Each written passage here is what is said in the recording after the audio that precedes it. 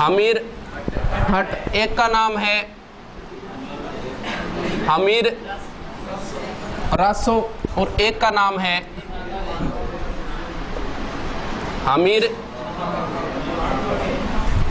अमीर हट लिखा था चंद्रशेखर ने, अमीर रासो लिखा था जोधराज ने, सारंगधर या जोधराज एक ही नाम, और अमीर महाकाव्य लिखा था। कंफ्यूज रहता है इनमें हमेशा कंफ्यूज रहता है इसमें। अमीर रासो देखो ऐसे ही याद कर लेना। देखो अमीर महाकाव्य, महा का अर्थ होता है बड़ा, और बड़ा कौन है? चांद बड़ा है, और कौन बड़ा है? सूर्य का अर्थ होता है सूर्य, सूर्य भी क्या है? बड़ा। यानी अमीर महाकाव्य किसने लिखा? नैनचंद्र सूरी ने। अमीर हट ऐसे याद रख लेना जैसे चंद्रशेखर ने हट किया था, चंद्रशेखर आजाद ने, कि अंग्रेजों के कभी हाथ नहीं लगाऊं, उस हिसाब से याद रख लेना। अमीर हट किसने लिखा? चंद्रशेखर ने। बाकी बचा वो जोधराज या फिर, ठीक है। अब देखो अमीर की एक तो पत्नी का नाम याद रखना पड़ेगा। पत्नी का नाम क्या था? और इसकी पुत्री का क्या नाम था? अमीर की पत्नी रंगदेवी थी और पुत्री कौन थी? अमीर अगर इतिहास में प्रसिद्ध है तो सिर्फ और सिर्फ जब ये यहां का शासक था हमीर देव।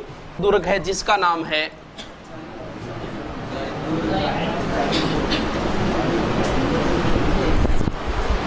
जाहिन दुर्ग को रणथंबोर दुर्ग की क्या कहा जाता है? कुंजी का मतलब ये हुआ जैसे मान लो ये कोई पर्वत है, पर्वत के ऊपर ये दुर्ग है और उसका जाने का रास्ता सिर्फ एक ही, चारों ओर पहाड़ियां, कहीं से नहीं जा सकते, एक ही रास्ता, और रास्ते के बीच में एक दुर्ग और बना देते हैं। अब क्या है, अगर आप यहां तक पहुंचना चाहते हो तो पहले इस दुर्ग को जीतना पड़ेगा, वो होती है कुंजी। यानी रणथंबोर दुर्ग की कुंजी कौन सा दुर्ग था? रणथंबोर दुर्ग की कुंजी कौन सा दुर्ग है? जाहिन दुर्ग। जाहिन या जाहिन एक ही बात है, श्रीपंथ दुर्ग भी कहा जाता है इसको। इस दुर्ग के पास अमीर का एक व्यक्ति था, सेनापति था, जिसका नाम था गुरुदास सैनी। नहीं याद करना है, कोई मतलब नहीं है। ये गुरुदास सैनी हमारा गया, शायद सैनी पहली बार आया इतिहास में, माड़ी का जिक्र पहली बार आया ना इतिहास में। ये गुरुदास सैनी मारा गया। इसके बाद जलालुद्दीन खिलजी ने इस दुर्ग को घेर लिया। कौन से दुर्ग को? रणथंबोर दुर्ग। यहाँ पर कुछ दिनों तक घेराबंदी रखी इसलिए।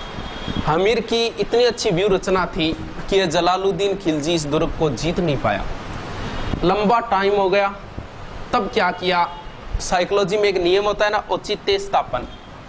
औचित्य स्थापन नियम के अनुसार ये होता है, जैसे आपने नौकरी की तैयारी की, नौकरी लगे नहीं, फिर आप नौकरी में कमी काटो ना, पुलिस ही क्या नौकरी निकालते हो ना, बस संतुष्टि खातर हुए। जब मोटरसाइकिल साल खंड रमान करी, फिर हाथ की आयो को निकल ना, अरे खत्म हो नहीं वो क्या होता है? वो आत्मा संतुष्टि देनी है। दुर्ग को जीत नहीं पाया कौन? जलालुद्दीन। अब क्या करे, यहां से जाना तो पड़ेगा। जातो जातो कहेगे बोल बाढ़ समझू मैं ईशान, इससे 10 दुर्ग तो मैं मुसलमान गए बाढ़ के बराबर ही महत्व कौन दी। बस ये एक ही बात याद रखनी। रणथंबोर दुर्ग के बारे में किसने कहा था कि मैं उसे मुसलमान के एक बाल के बराबर भी महत्व नहीं देता? बस। और की याद कौन करो ना, आपको गुरदास सैनी से मतलब है ना किसी और से मतलब। बस बात खत्म। आगे चले? क्यों आगे चले? अब देखो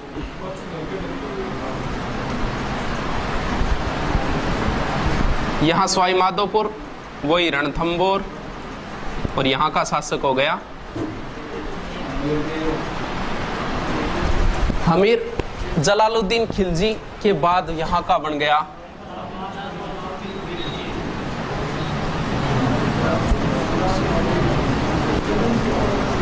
अच्छा शासक था ये, बहुत अच्छी नीति थी इसकी अलाउद्दीन खिलजी की। अधिकतर भारत को जीत लिया था अलाउद्दीन ने। बाजार व्यवस्था और बहुत अच्छी थी इसकी। कम तोला उसके बदले में मांस देना पड़ता था, ऐसे ऐसे नियम लगा दिए थे इसने अलाउद्दीन खिलजी ने। यहाँ का बन गया अलाउद्दीन खिलजी। यहाँ का कौन है? अमीर। कोई समस्या को नहीं इतने तो यहाँ कारोबार देख रो, मनी पता लग जा। यहाँ का अलाउद्दीन, यहाँ का कौन है?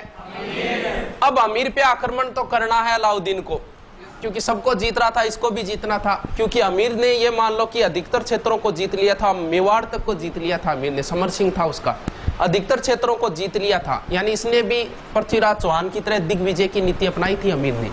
उसके बाद उसने एक यज्ञ भी किया था जिसका क्या नाम था, कोटियजन यज्ञ।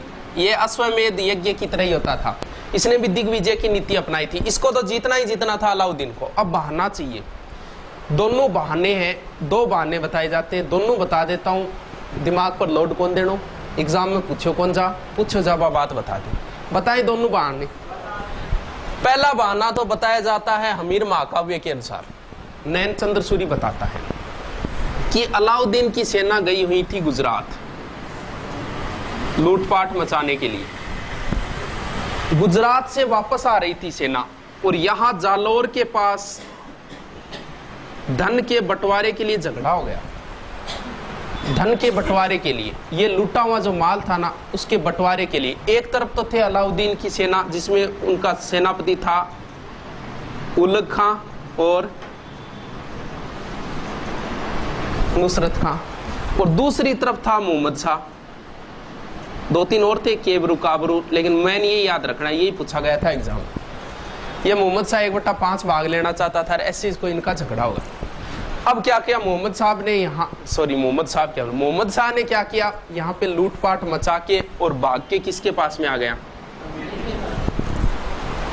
आई क्या बात समझ? बस यही प्रश्न पूछा गया था सेकंड ग्रेड में कि अमीर ने किसको शरण दी थी, इस मोहम्मद शाह को शरण दी थी। उसमें उलग खां भी ऑप्शन था, नुसरत खां भी ऑप्शन था, मोहम्मद शाह भी ऑप्शन था। बस ये एक ही चीज ध्यान रखनी है, मोहम्मद शाह भाग के किसके पास में आ गया। ये तो पहला कारण है, लोड कौन देना, ज्यादा दिमाग पर लोड कौन देना। अब देखो दूसरा कारण क्या बताए थे, आप ही बेरो पाट लिए, कौन सा कारण है उसके।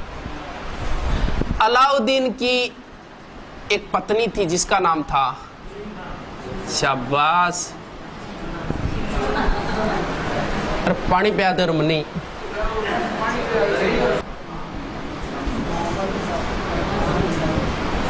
ये अमीर अट्ट बताता है, ये अमीर अट्ट क्या बताता है कारण। इसकी पत्नी थी चिमना और ये कौन था, इनके बीच में कौन आ गया, बीच में आओ बुलाई, लेकिन साइड में कर देख के नाको लगा दियो। सामने आने से ज्यादा तो तुझे छुपकर देखने में आनंद आता है। अब जी चिमना और मोहम्मद शाह के बीच में प्रेम प्रसंग हो गया। इस बात का पता चला, पता इसलिए चला इन दोनों ने मिलकर इसको मारने की योजना बना ली थी, चिमना ने और मोहम्मद शाह ने अलाउद्दीन को। अलाउद्दीन को पता चल गया, अलाउद्दीन मोहम्मद शाह ने कहा यार तू के करियो मेरी चिमनी सा गए यार आ गलत बात है, तन चाहिए निभा बोल तन के चाहिए, इतनी आपने बेगमा है और तन कितो भी धन चाहिए वो बता, बस मेरी चिमनी है दिलों निकल जाता हूँ। मोहम्मद शाह भी सच्चासी को, मैं उसूलों से बगावत नहीं करने वाला और तौहीन ए मोहब्बत नहीं करने वाला, ये नजराना मुझको ना पेश करो साहिब, मैं चिमना को छोड़कर किसी और पे नहीं मरने वाला। अब चिमना दीवाना, चिमना का ही दीवाना रहा। अब इस बात पे अलाउद्दीन ने इसको मारने के लिए सेना भेज दी। अब जैसे इसको पता चला मारेगा, ये भाग के किसकी शरण में आ गया, बताओ और कौन सा कारण हो सकता है। गौर कलजुग आ गयो, जो भी कारण रहा हो कोई मतलब नहीं, अपने को सिर्फ एक ही ध्यान रखना है किसको शरण दी थी। अब देखो अलाउद्दीन ने इसको मोहम्मद शाह को मांगा किससे, अमीर से। मना करना ही था, शरणागत का रक्षा करने वाला था, मना इसको करना ही था। तो अलाउद्दीन ने सेना भेजी यहां से, वही सेनापति अलाउद्दीन के वही सेनापति रहेंगे दोनों, कौन कौन, उलग खां और ज्यादा लोड कौन लेना दिमाग पर, सिर्फ समझना है काम, ये बात है मैं आप ही बता दूं। यहां से सेना भेजी, कहते हैं सेना यहां बनास नदी के किनारे आके रुक गई। आगे बढ़ने के लिए समस्या थी इनके, पथरीला क्षेत्र था, घोड़े एक साथ नहीं चल सकते थे। यहां आके सेना रुक गई बनास नदी के किनारे। इधर अमीर ने भी अपनी सेना भेजी, उसके दो सेनापति थे, नहीं याद करना, भीम सिंह और धर्म सिंह नाम थे उनके। यहां इनका युद्ध हुआ, बनास नदी के किनारे ही बताते दोनों का युद्ध हुआ। कहते हैं कि अलाउद्दीन की सेना हार गई थी इसमें। हराने के बाद भीम सिंह धर्म सिंह वापस आ रहे थे। भीम सिंह धीरे धीरे चल रहा था, पीछे था।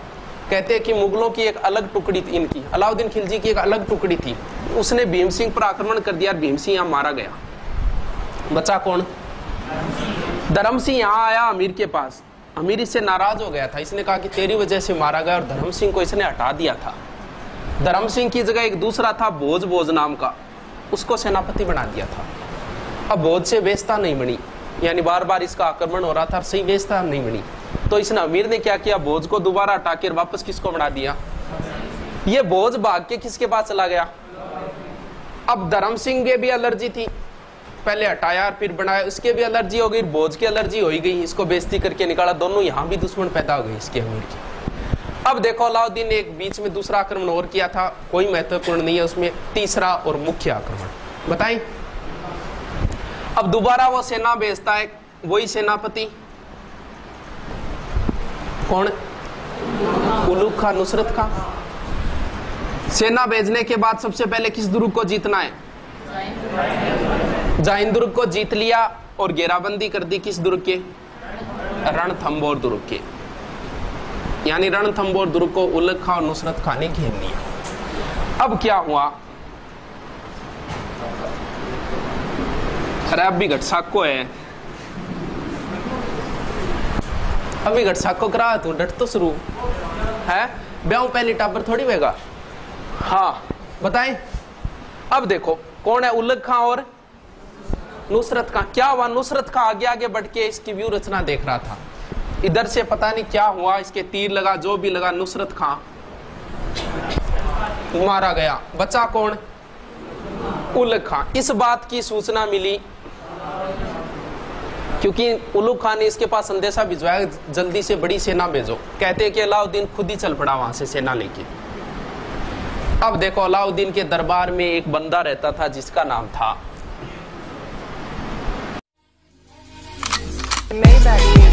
Can anybody out there hear me?